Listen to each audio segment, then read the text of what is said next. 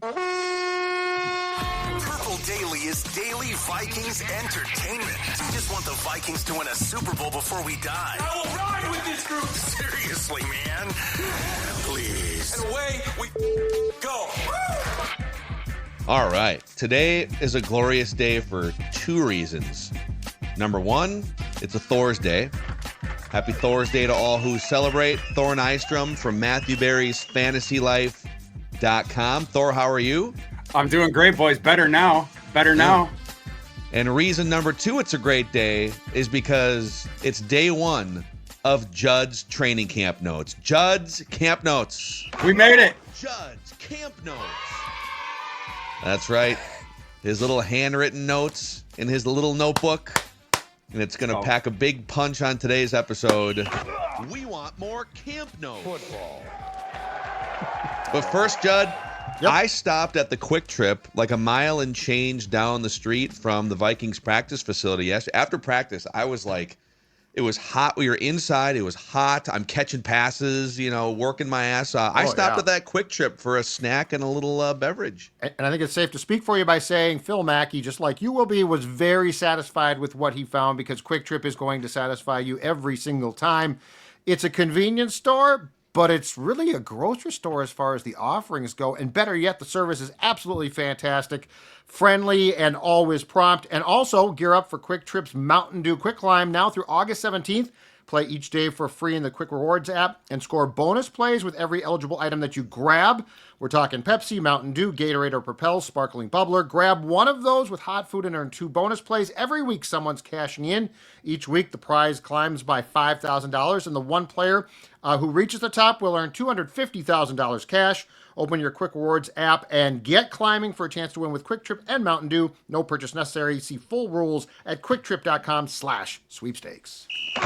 Judd's camp notes. Come on. Football. Thor, where do you want? What subject do you want Judd to start on? Is there like a player you'd like to hear about from camp notes specifically? Man, yeah, McCarthy for sure. Okay. Yeah. Brett Rippon?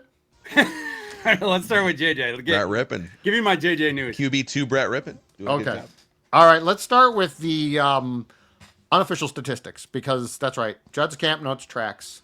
Some people in the Vikings organization, perhaps the head coach, don't really like it. You don't need to track those things. And I say, no, really I do because I am the conduit to you, the audience, and I know what you want. It is hilarious that you're going to keep doing this, and these statistics that you're about to throw out are absolutely not Kevin O'Connell approved at all whatsoever. But this is our show. But you know what? If JJ had a bad day, I would tell you that. But that's not what I'm going to tell you because it's not true. JJ McCarthy and team. So again, rained outside, indoors. I can't prove this. I have a feeling they cut out some periods. It felt like it was a fairly short opening practice, which Phil, who was there at catching passes, can confirm. JJ McCarthy and team, 9 for 12. And actually, the 3 incompletions all were to Justin Jefferson. There was the first team play of the day. There was a clear miscommunication, pass down the left sideline. Jefferson didn't run the right route, or JJ misinterpreted it. There was also a rare Justin Jefferson drop. But he was 9 of 12, which was fine. And then let's talk about this part. He was only 2 of 4 passes in 7-on-7. But let's get to the play of the day because I don't think there's a question about it. The play of the day, 7-on-7, Thorsky. Okay, and this is where we saw the arm, and I'm just going to call it that from now on. The arm. 7-on-7. Jordan Addison, right sideline pattern down the right side. All right. Harrison Smith, a little bit flat-footed. Jordan Addison blows by him, catches what I believe we estimated was a 30-yard. It was not a pass. It was a dart. He hit Jordan Addison right as he was merging onto the freeway. Yep. In stride. Yep. And Jordan Addison's going 150 here, and it's a good thing. He lunges a little bit, not too much to make the catch, and then I think goes approximately 30 more yards. So it would have been a 60-yard touchdown. But Thor, this was an example. And look, Sam Darnold had some attributes. Definitely could pass deep. Had a nice We talked about this a lot. Great deep ball, great loft. Things that McCarthy probably is going to have to work on a bit. But you know what he doesn't have to work on? That cannon attached to his right arm. It was the play of the day. It was a very nice catch, but it was a bullet. It was a great pass, and I think Phil would definitely agree with me. I want to confirm watching, and I've watched him last training camp too, but like specifically just because he's getting a lot more reps, first team offense reps, and you're just seeing the ball fly out of his hand more often. Literally, and I was like a little distracted here and there having conversations and stuff, but like of however many throws I saw him make casually or as part of like the practice structure, every spiral was wound tight. Like he's got a howitzer, man. Like this talk about, well, his arm is kind of this, like, no, he has a better arm than Cousins. Darnold has a big cannon downfield arm, but in terms of like just a laser in that intermediate range, we'll see about the touch and the layering. Like that's something he's going to have to probably develop. But yeah, Thor, everything you've been saying definitely came to fruition just watching practice yesterday. Yeah, I watched that play that you're talking about. I've probably seen it 50 times by now. Great throw. And then I had to do the mechanics look, zooming in on JJ, the ball's already out of his hand, but ball was right on the money. And just in terms of the arm, as we've talked about for a year and a half, the ball just absolutely detonates out of his hand. And he can access any sector of the field at any time that he wants. And cool to see it first day in practice. What's the comp? Like I think of like as far as Vikings QBs with cannons go, Favre still at the age of 40 had one. I go back to, I seem to recall Warren Moon could throw the ball 30 yards fairly flat because it was on a line. Yeah. But like I can't think of a ton of Vikings QBs who have this type of arm. Like, the Cunningham pass, the Darnold pass, big arms, but those balls are traveling. There's a high flight. With JJ, I mean, this pass was like on a rope, and it's like, that's a different type of pass. But the comp to me was Favre could make that pass because of his arm strength. Moon, I felt could. I can't think of a lot more Vikings comps. No, I think that's exactly right. Favre would be the one that you would think just that sort of laser, and all of a sudden it's there in a blink of an eye in the back of the ends of Greg Lewis. Different passes like that. But yeah, not a lot of analogous ones. Dante Culpepper was another guy, great downfield ball, but it was that sort of rainbow and stuff like that. It's just a little bit different of an arm. But yeah, it's something different for Vikings fans. Real quick, one more, just because we were texting about this yesterday on McCarthy. It's a bit of a side street, has nothing to do with practice yesterday, but a clip that's making the rounds on Viking social media. The first place I saw this was from our friend, the Purple Persuasion, TPP Skoll on Twitter. Cowherd on his Volume podcast with Danny Parkins. They were kicking around a bunch of different things, and they got to JJ McCarthy. And by the way, I think this is a pretty pro Colin Cowherd space. Judd and I, we enjoy ducking in, and he does this very well, which is talk for hours a day, entertain people. But he has been so anti-JJ McCarthy. And he said on his podcast yesterday, JJ McCarthy, you're going to see it very quickly, is not what people think. He's a C quarterback. Have you ever seen J.J. McCarthy's fourth quarter college stats and playing from behind? They're terrible. Your thoughts, Thor? It's absurd on its face, and it is insulting to his audience. J.J. McCarthy went 28-1 over 2 years as starter at Michigan. Hey, Colin, do some math for me. How many fourth quarters was he down? Right? Not playing he didn't play in 7 fourth quarters in 2023 when he won a national title as a 20-year-old for a sitting NFL head coach in a pro-style system. 7 fourth quarters. He did not step on the field once. You can't make that, that's who he is because in those 7 games, because they were whipping, so much, they didn't need him out there. That is a manifestation of his excellence. He was a major catalyst and contributing force to Michigan whipping those teams and not needing in the fourth quarter to do anything but deflate the ball. Last year, Michigan had basically everybody back except for one guy, and you know who that guy is. But they had Colson Loveland back. They're by far the best pass catcher that they have, by far the best weapon, and they had most of that defense back, which was absolutely nasty. Michigan goes from national title team, colossus of a team, to 8-5. Why? Because they couldn't throw the ball no more, right? I mean, like, bro, what stats are we looking at? You're trying real hard, just sifting through. What can we find to degrade the kid? Fourth quarter counting stats when the kid didn't lose a game as last year, and the only game he lost in college was a semifinal playoff game to TCU the year before when he threw for like 350 yards and 4 touchdowns. Get out of here. I think the interesting phenomenon here with some of the McCarthy critiques, and again, like he has to go prove it, and he has to at some point be an NFL quarterback, and it'll all play out at some point here. But the absence of evidence doesn't necessarily mean that he's incapable of doing the thing that's in question. So he didn't throw that many passes.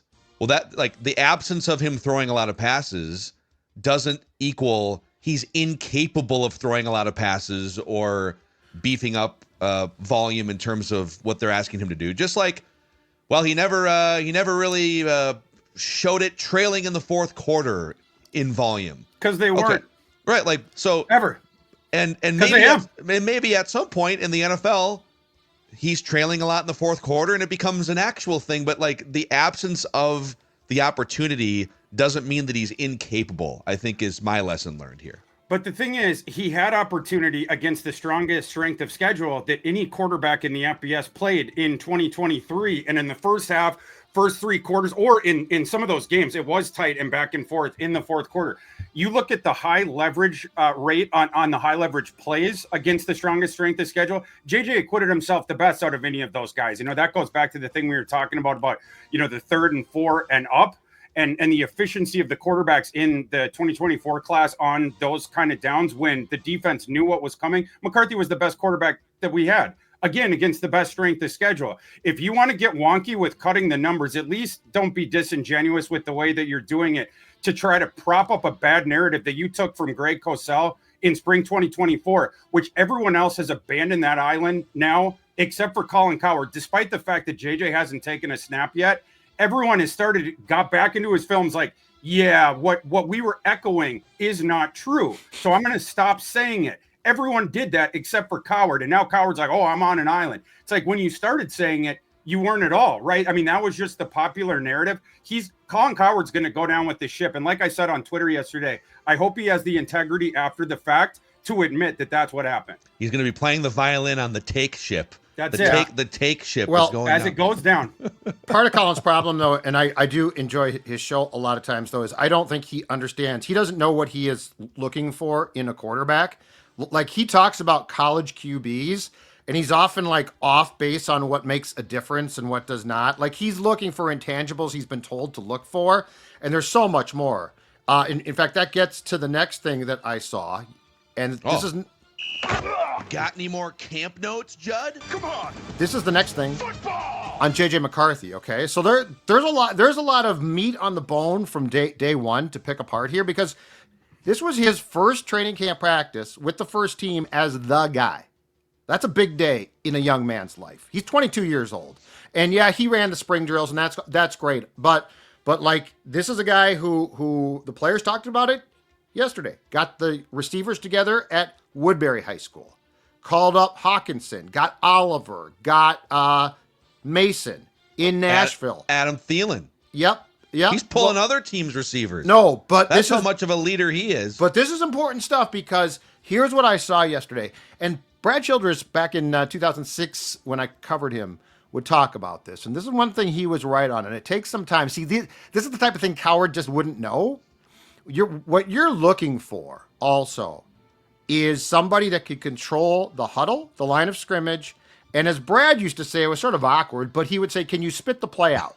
Can you spit the play out? Because if you can't spit the play out, which means if you don't have full control of your teammates in that huddle, you're going to be a lost cause. And JJ McCarthy yesterday, again, made that look simple. And not to transition now to Sam Howell by any means, but I'll give you an example. And Phil saw this too. There was one play in which a pass, I think, was actually dropped on a decent pass by Howell, but it started off, it was a mess. At the line of scrimmage, everyone was confused. There was clearly a lack of what should we do. It was all off. It probably would have drawn a flag in a regular season game. JJ McCarthy, though, yesterday, and you saw it everywhere. And again, it's an it factor, and you can laugh at me, but there is an it factor to how this kid handles the huddle, handles his teammates, he makes the progression of what he's doing look very simple. And we tend to think, I think as fans, well, look, it doesn't look that hard. And then you watch Sam Howell try the same exact thing, Thor. And it's like, oh my God, that's what I would look like. Or much, much worse. So JJ McCarthy on day one of camp, in which it'd be easy to have nerves, like this is your first time, you're coming back from your knee. JJ McCarthy was completely and utterly in control. Just to add one thing to that, on the O-line committee, two guys who, actually played in the NFL for a combined 16 years, who've been in those huddles with quarterbacks, Alex Boone, Jeremiah Searles. And they talk a lot, as one of the themes on that show, about the command that a quarterback needs to have. And even if it's like a little bit fake it till you make it, it's like if you're on a plane and the pilot looks and sounds a little jittery, everyone else is going to be looking around like, has he done this before? What's happening? Like you're looking. So, because there's going to be chaos on defense, you're going to have to look and read and do it with a calm demeanor. And I even like just in the downtime between drills, he's like 22 years old and he's going up to every player he can, dapping him up, patting him on the helmet, like the body language stuff. He's not just kind of quiet, waiting for permission to lead. He's out there leading like a 30-year-old would. So I just wanted to add that to what Judd said. Yeah, JJ McCarthy is a football sicko. And what we are seeing now is the manifestation of the last year, which some people forwarded as a lost season. Was it actually, right? JJ was putting in the investment, not only in the building, learning the playbook, and Kevin O'Connell talked about once per week, we made sure to have a session with just me and JJ and this different stuff. But as the veterans espoused, to the media since then, JJ McCarthy going up to them, getting time with them, picking defenders' brains, learning about the defensive schematics, and then of course with the offensive skill players. TJ Hockenson, we were joking last week about how he was putting out the highlight reels with music in the background of those throwing sessions from Woodbury High. I thought it was interesting, the interview where TJ Hockenson was saying, oh yeah, I was bugging JJ, get down here to Nashville to work with us. Everyone wants a piece of JJ. Everyone wanted to work out with JJ, and they all got the piece, right? I mean, the investment that JJ put in, the time that he put in during that year when the public didn't see what he was doing, what's the definition of integrity? What you do when no one's watching. That kid was doing the right thing when the public wasn't able to watch last year, and we are now seeing the dividends of that. I got more. We want more camp notes. Oh, you got it. And we're not done yet. We're not done on the quarterback yet because this is important too. So we've talked about this. We've hinted, and Thor, you actually just a couple of minutes ago invoked the name of Colston Loveland. So let me talk to you about the day of the aforementioned TJ Hockenson. Yes. Okay, because we saw some stuff. Yeah, let's go. I think of all the receivers. Now, Addison had the best catch, like the nicest catch, the big play. But I think of all the receivers yesterday, all the guys that were going to get their hands on the football through the air from JJ McCarthy, I think Hockenson had the best day. It ended with a drill. I believe it was back to team, and I believe it was 1v1 with a beautiful catch. There were at least two really nice catches on the type of balls that JJ loves to throw, which is that tight spiral into traffic. And we can get to this. We're going to run into some, I guarantee you, we're going to have some picks here. For sure. Because of that. But TJ Hockenson, because of his size, and this is what I've always contended with good tight ends. TJ Hockenson, because of his size, actually boxes out defenders. So like Jefferson's marvelous, but if you don't put the ball in the right spot, he's not necessarily going to out muscle or be bigger than the defender, right? TJ Hockenson literally creates like a basketball box out. And there were a couple of passes that just to me bode really well for the fact that TJ Hockenson, I put him on a potentially huge year because he is exactly what McCarthy loves to throw to, especially in that short, tight window that he's going to throw to. Like that's a bread and butter. I think this has a combination factor that could be really great. Yeah, and you picked this out early, Judd, and I love the call. And I think my brethren in the fantasy football cottage industry in that community still have not woken up to what TJ Hockenson is going to do this year. It's just such a good fit with him in this offense with JJ McCarthy and McCarthy's prerogative. And when you have TJ Hockenson out in the seam, go back to 2023 Michigan, mentioned Colston Loveland. Yep. All JJ needs you to do, let's say it's an in-breaking concept, you just have to get inside leverage. Right? Like if he can get inside leverage on a quick hitter, JJ's going to get that ball there with heat rings coming off it right on the hands. And you're not going to fight through a guy like Hockenson, right? Like you're mentioning, you have the enormous frame. It's a rugged guy, has the play strength. That's a free completion. And you're going to see it over and over and over again. And once the defenses we have to address the middle of the field because we're getting paper cut to death. Now we're getting free one-on-one shots downtown to one of the NFL's best top 2 receiving corps. Yeah. Oh, my God. I need a cold shower right now. 20 minutes into the first edition of Judd's Camp Notes here. All right, the last thing on McCarthy is this. If you go to practices, be patient with this pass. So when Hockenson made the best catch of the day, he literally had a defensive back, I believe it was, or a linebacker draped on him from behind, okay?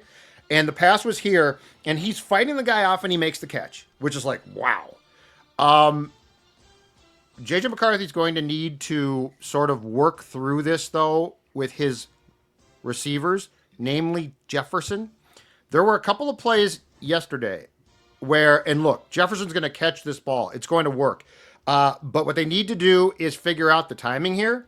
So JJ's going to have to put the ball, and this is the toughest thing probably from college to the National Football League, which is where do you put the ball? And you almost have to put the ball to a spot where it's almost impossible to think the receiver can get to, but he can.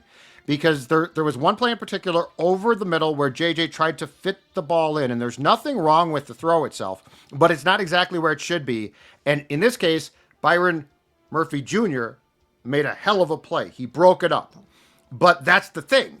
Like when you're playing a cornerback from Nebraska, okay, he probably ain't going to break that pass up. A cornerback who is a starter in the National Football League is. And so I urge you, if you go to practices, be patient. There's going to be some picks, and there's going to be probably more than picks, breakups here.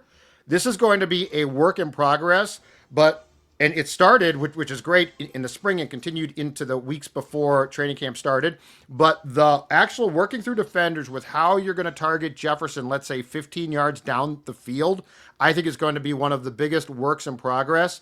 Because what JJ has to learn probably is there's going to be times where you can't rifle a ball through a defender, which you could in college, but you also are not going to abandon that play. It's a very important play. It just needs to be figured out timing-wise. A couple points off that. Number one, you are facing a top 5 defense in practice that probably got better personnel-wise with an offensive line also that to this point is not to get too far ahead Judd's Camp Notes. We did talk about some of this with Doogie in a bonus episode that you'll find on your Purple Daily feeds. But Will Fries is not playing right now with team Darisaw. So your offensive unit is not as honed as it will be in 2 months from now for those reasons. And defensively, it's a tough challenge because of those things. But also, I feel like there's a lot of quarterbacks, even in the NFL, who are great in college and they come in as prospects, maybe first-round picks, and they still need to kind of see it before they throw it. And the best quarterbacks in the league throw it to a spot because they see the matrix playing out. And if I throw it to this spot, it might be tight window. I'd rather have that in a quarterback's DNA, that sort of risk-taking or calculated tight window throws, and coach it down a little bit, than a quarterback that's unwilling to pull the trigger in situations where it's not, you don't fully see it yet, Thor.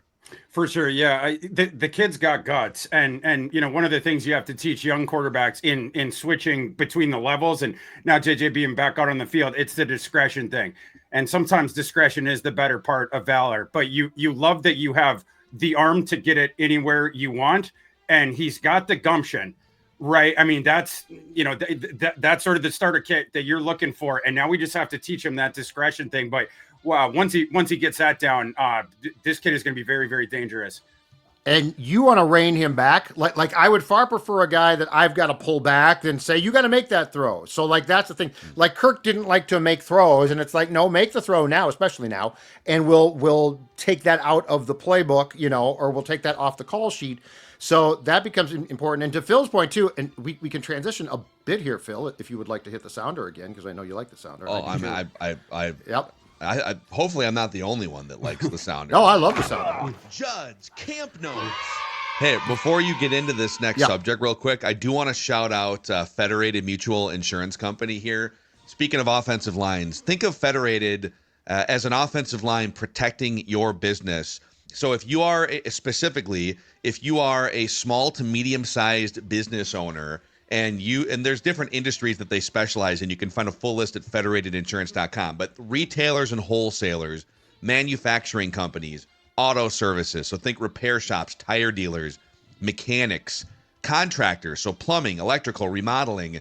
Federated can help provide you a full slate of customized options to make sure that your reputation, your workplace, your employees, and your financial assets are all protected. They've been a great partner of ours here on Purple Daily, making sure that these Judd's Camp Notes can go off on an annual basis.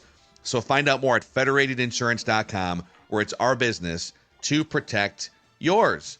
Standard heating and air conditioning also powering Judd's Camp Notes here today, Dex. That's right. They power our hot takes. They power your HVAC system, and there's no need to DIY this type of stuff because it's probably the most important things in your house, and especially right now, it's been super humid, obviously, in the Twin Cities. You want to make sure the air conditioning is working properly, so get it checked out. Tell them that Purple Daily sent you. You can text, email, call them over the phone, however you want to communicate. They make that easy for you at Standard Heating. They're coming out to my place here next week to make sure everything is ship-shape. Go to standardheating.com to join that smart club to give you priority booking and discount on future repairs. Go to standardheating.com and tell them that Purple Daily sent you.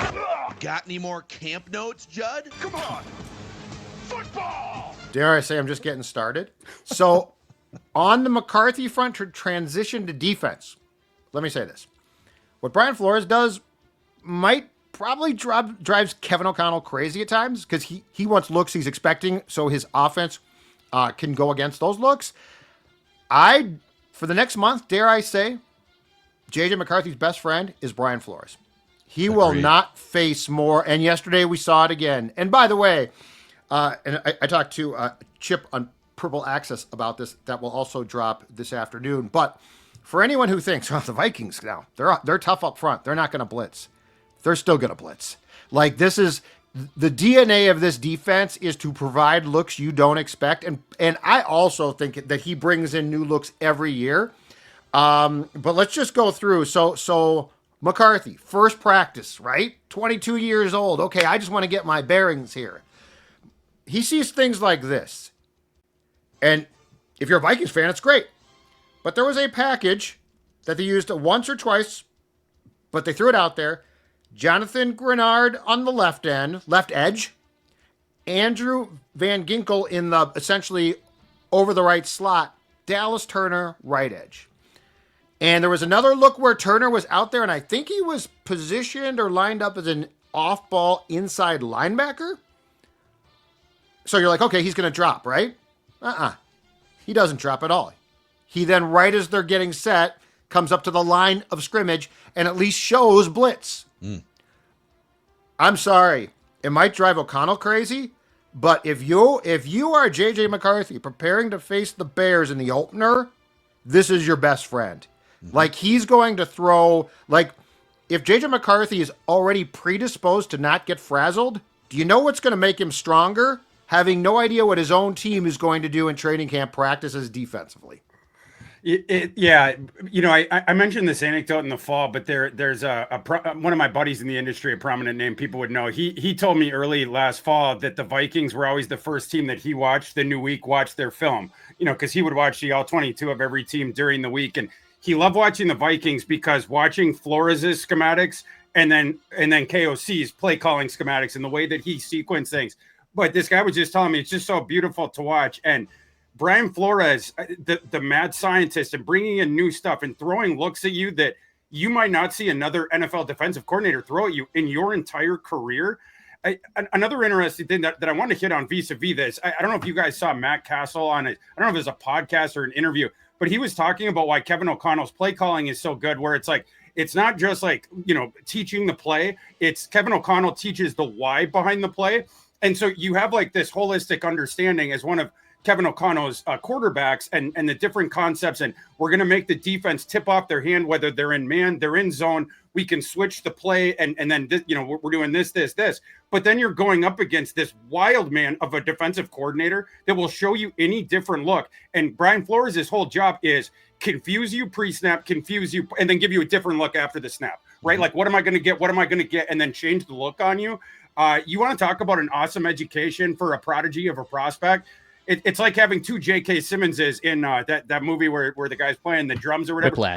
Whiplash. Except these guys are both nice. They're not throwing the drumsticks at JJ. I mean, it's why Major League Baseball hitters use a bat weight in the on-deck circle, right? Like, what's that thing on the bat? It's to make the bat heavier so that when you to make it harder in the on-deck circle. So when you walk up to the plate, that 99-mile-an-hour fastball, it's a little easier to get the bat around because you've just been swinging a bat weight for the last 2.5 minutes. I mean, that's like facing the Flores defense. If you then face more base-level defenses where they're not disguising, maybe they don't have the personnel, like, it's easier. So, but to Judd's point about Kevin O'Connell, I mean, he is the head coach, so at any given moment, he's got the authority to say, hey, tone it down. I just want some basic looks for my guy. But it doesn't sound like he does much of that because A, that takes away from what Flores is trying to build on defense, and B, it probably cheapens the experience for his young quarterback. You're trying to expedite this learning curve. You might as well just be thrown right into the fire against confusing looks and figure it out, and how to communicate it to your offensive line too. That's it. Yeah. The JJ is going to work through this stuff. You're not going to face many harder defenses, and you're certainly not going to face the exotic looks and everything that Flores is throwing the kitchen sink at that kid, and he is still floating and swimming and succeeding. So yeah, it's great way to start off his education, JJ's. Kirk said in training camp in 2022 or 23 that I'm facing looks I won't see all season long. Yeah. Yeah, that's great. And then you know what happens then? Those fourth quarter comebacks are a lot easier, and that's how you rack up 8 of them. Amen. All right. Judd's camp notes. All right, we're going to get into negative for the offense, positive for your defense, though, and we're now going to move on, if this is okay, Thor, from JJ McCarthy. It is okay. Yeah. Okay. We saw 2 interceptions yesterday because the Flores defense was flowing around. Number 1, Sam Howell. And we can get into his day if you want. We don't have to because I'm sure we're going to talk about him a ton during camp because he does potentially have a very important role if McCarthy gets hurt. Sam Howell throws a ball right to Ivan Pace, who does pick it off. Pick 6. Yes, I know it's practice, but he was gone. He was gone. But where that's a nice thing is I said Ivan Pace and a pass. Remember, Ivan Pace traditionally has been really, really not good grade-wise, I think, from a PFF standpoint against the pass. He's been very good against the run. I think there is going to be more competition on passing downs now. I think that Dallas Turner might get some reps off-ball linebacker on passing downs, drop into coverage, which we've seen before. And quite frankly, I think there's a chance Eric Wilson gets that chance too. Great special teams guy, but if you look at his grading, I think against the pass, it's pretty good. So that was the first one. The second one was, and it was a Van Ginkel special, baby. The screen pass, Brett Rippon, poor guy, barely knew what hit him. He throws a screen pass. I couldn't even find who the intended receiver was, but it doesn't matter because the intended receiver looked like it was Van Ginkel, who was off to the races. So on day 1 of training camp, Andrew Van Ginkel up to gangster type things. You just love to see it. Yeah, if Van Gink is jumping those things and then you're walking right in there, grabbing the ball, going the other way, you know it's football season. Yeah. I mean, Ivan Pace, too, just going back to the first one, that's like he's known as like a first and second down backer, and I don't know that a couple flashes in training camp is going to change that with the personnel the Vikings have. But it is – I feel like it's really easy to just kind of put – Ivan Pace in this box of, well, this is why he slipped in the draft, and this is kind of who he is. He's not great in pass coverage, and his size won't do him any favors, but you're allowed to get better as a 24-year-old kid, 25-year-old kid. So It was cool to see that too, for sure. And it looks like old Van Ginkel's been teaching some of these guys the tricks of the trade for how to potentially read some of these plays. That's so lethal. That play is lethal because you can't really stop it then. Like he's gone. Like yeah, it's just an immediate touchdown unless he drops it because it's such a sudden, oh my God, the ball is between my numbers right now. Yeah. Exactly right. Okay, I do want to talk briefly, and because there's actually a positive here. So in team drills, Sam Howell, 1 for 4. The pick by Pace, not good. But let's talk about him in 7-on-7. He was 3 of 4. And one of his, what I would argue, what I have jotted down in my notes as Sam Howell's best pass of the day was caught by Ty Felton. It's one day in, but I will say this. Don't sleep on what Felton could bring. The knock against him is drops. And Phil and I both saw him stay, and this is not unusual, but he stayed a long time after practice catching balls from the jugs machine, which is a waste of time, potentially if you're good at it, but if you need work on pass catching, it's not bad. But I think as far as returnability goes here, and I think as far as potentially being wide receiver 3, if and when Addison gets suspended, and probably more importantly, being wide receiver 3 if and when Naylor leaves after the season, 3rd round pick, definitely expected to make the roster and succeed. Ty Felton flashed enough that I was impressed to the point of I didn't know what we would get, and I think coming away from day one on film, you guys, I think the film was pretty good for Ty Felton. That's really encouraging because with Ty Felton, all we're looking for in camp here, it's for situation specific things to flash. For him to prove in these certain situations, I not only can you put me on the field, coach, I will be a value add to you. The Vikings don't need Ty Felton to come in right now and beat Justin Jefferson, right? They need him to be a tertiary banana type. And you know, what we were talking about is that manufactured touch thing, right? And then when you're sort of creating with the game script and you have those concepts where it's the manufactured touch thing and we can clear out one side of the field, get him going the other way, and then hit him on the hands into space. Ty Felton has world-class athleticism. That's the thing with him, and he's very good after the catch. We at least get that. You start working on the rest of the stuff, right? And then try to build out sort of a fully fleshed out wide receiver. The things we were talking about before that he's got to work on this year off the field or in the weight room in the building is bulking up, right? I mean, play strength has been an issue. He's a wiry kid, but the athleticism speaks for itself, and it's really cool to show that he is already proving utility in situation-specific things. Yeah, I'll say, I don't know, maybe he might be hitting leg day the last couple months because he definitely he's got some. He's not Saquon Barkley with the trunks, but they're not twigs.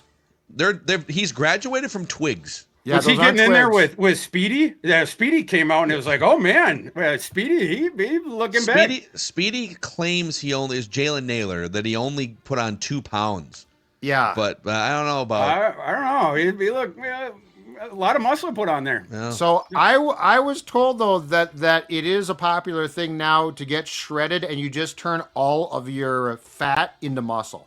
Which is what I've tried to do. So the 3% body fat that Jalen Naylor had, it's down to 1.5 and the rest is muscle. It's what I do. It's the type of thing that I do. You just turn all of that fat into muscle. The sports dad plan. We want more camp notes. Yeah, here's one too, okay? This is a sports dad tracking for today and into the weekend. And Phil, I didn't track this yesterday. I was just jotting down who got the rushing attempts, and those are clearly just reps. They're nothing because there's no being tackled to the ground. They're not in pads till Monday. Yeah. But I'm going to be tracking this, especially after what Kevin O'Connell said in his press conference before practice yesterday. I'm going to be tracking Ty Chandler's reps because I didn't see, just in jotting his number down in my notebook, I didn't see many at all. Did you, Phil? I saw there was for sure one series for sure 11 on 11 with one of the 2 backup quarterbacks. Okay. Maybe I definitely remember him getting a couple carries in one series, but it was minimal. It was minimal. So O'Connell was asked pre-practice yesterday about Chandler because he's definitely flashed, especially in training camp and preseason games at times. And O'Connell, who is loathed to speak ill, right? He ordinarily keeps it very positive. He said Ty Chandler will do great things, but the problem is then he'll have a big carry, but then the next play will go tempo. and something will happen. In other words, he blows a block or something. Yeah. I think he's, I went into training camp thinking there's a good chance he does not make the team and becomes a casualty from the 2022 draft class. After seeing that quote, I think he's going to have to really impress. And I'm not talking running the ball. I'm talking show that you've progressed as a football player to have a chance. But to me, it's clear. Jones and Mason are 1A, 1B.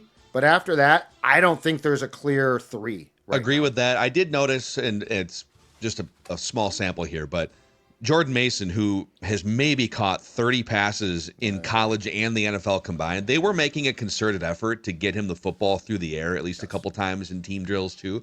Because I think what they want, they love him as a runner, and the Niners loved him as a runner. But it can't just be that when Jordan Mason's on the field, it's a run play. So that there's got to be some. He's not going to catch 50 passes, but there's got to be some threat that it could be a pass play. They trust him in pass pro, or he could actually get the ball on a swing pass or a screen pass, Thor. And not only that, you say the nightmare scenario where Aaron Jones gets hurt, but it's a scenario that's kind of been a yearly thing.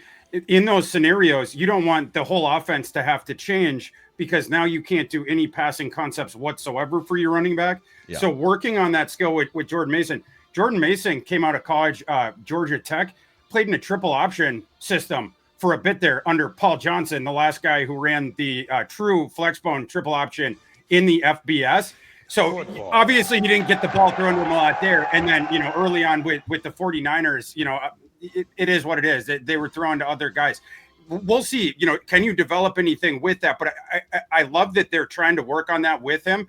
And like you mentioned, dump offs, screens, swings. Can we at least get you reliable with that? We love you with the ball in your hand and getting you into space. That's going to be advantageous as well. If you could just get those 3 things down, I think, in that nightmare scenario where Aaron Jones gets hurt, you're not going to be concerned again that you're going to have to change the offense. We want more camp notes. Well, then you're going to have to wait for tomorrow's show because I've exhausted the brunt of our camp notes.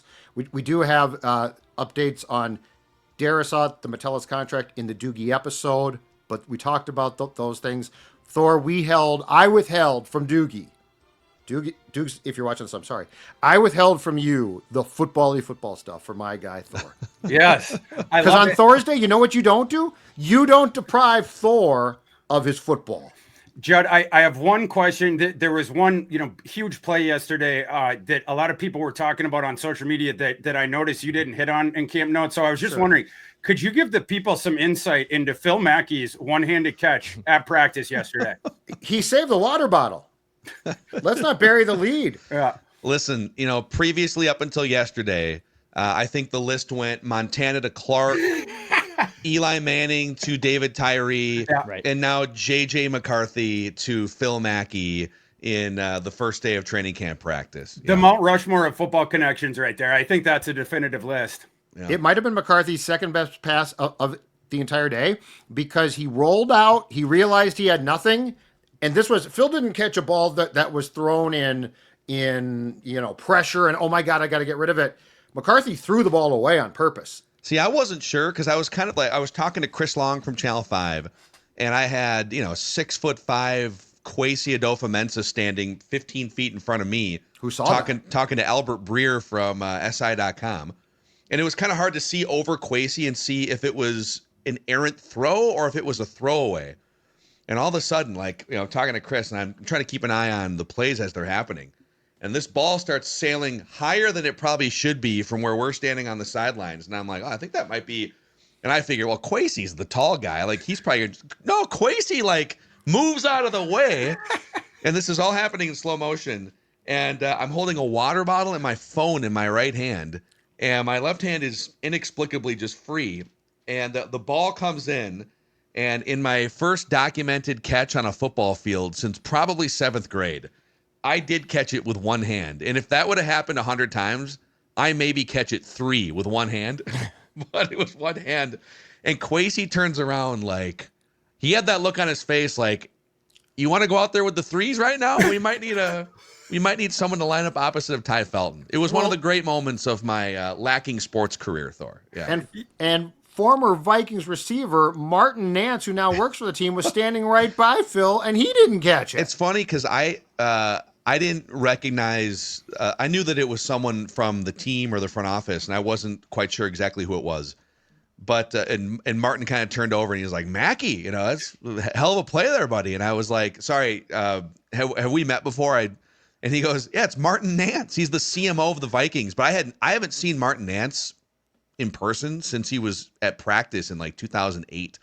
So JJ McCarthy brings people together. It allowed me and Martin Nance to reconnect a lost relationship after 16 years. You guys remember in Varsity Blues when there's the guy on the mascot and he's on the horse and he's being annoying, and then the quarterback he does it, he gets the snap and then he just throws and he hits that guy. But what I like to think about with this, I think that was out of hate. I think McCarthy, this was out of love, and he's like, I'm going to throw the ball away. I'm going to my guy Mackey, and I think Kwesi and Martin, I think they intrinsically understood that. They're like, this is Mackey's moment, and you stepped up and you made that catch.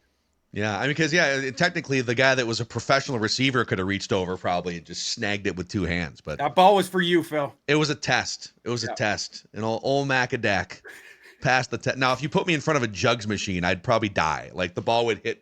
It'd go through my hands. It would hit me square between the eyes, and you'd have to call the EMTs. Phil, that was the first session. That was of camp, right? Like or was there one? Yeah. Well, in 25 years, you're going to be telling the grandkids, JJ McCarthy's first practice of camp, Dad caught a one-handed ball on the sidelines. And what's funny? I've been to probably, I don't know, 600 or 700 baseball games or more, maybe like 700 Major League Baseball games in my life. Never once caught a foul ball, ever. Not even like, oh, the ball landed to your right, you go pick it up. And you go to one football practice here, first day of camp, and a football just winds up in your breadbasket. Did JJ at least did he like a quick nod over, a quick acknowledgement of like? He came over. He signed it. You patted me. No. No, I don't. I think he was just like on to the next. I think he threw it away. He turned around and he was on to the next. Well, he knew you were going to catch it, so it's like when you shoot it at 3 and you know it's going in, you just turn around. He's got full confidence in his teammates, his receivers, and I'm no different. 1,000%. Yeah. Yep. Football. Thor Nystrom, a Thor's Day here, day one of Judd's camp notes, and we're excited to. No, one thing we didn't get to is you have a 2026 mock draft up right now on fantasylife.com, so people can check that out, and we can talk more about that on a future Thor's Day appearance. But great to see you again, and we'll do it again next week. What a good time. Judd's camp knows back. Training camp is back. We're here. We've been waiting a long time for this, and as I put on Twitter yesterday, been waiting all of our lives for a quarterback this talented to play with the roster this stacked. First round playoff exits, those have been looked at as that's a successful season. Going forward, it won't be. Those aren't successful seasons, and going forward, they won't be. Preach. Man, dude. Absolutely. Preach. Goosebumps across Purple Daily Nation here. All right, Judd's Camp Notes. Judd's Camp Notes. Edition number 1 in the books. We just want the Vikings to win a Super Bowl before we die. It's Purple Daily.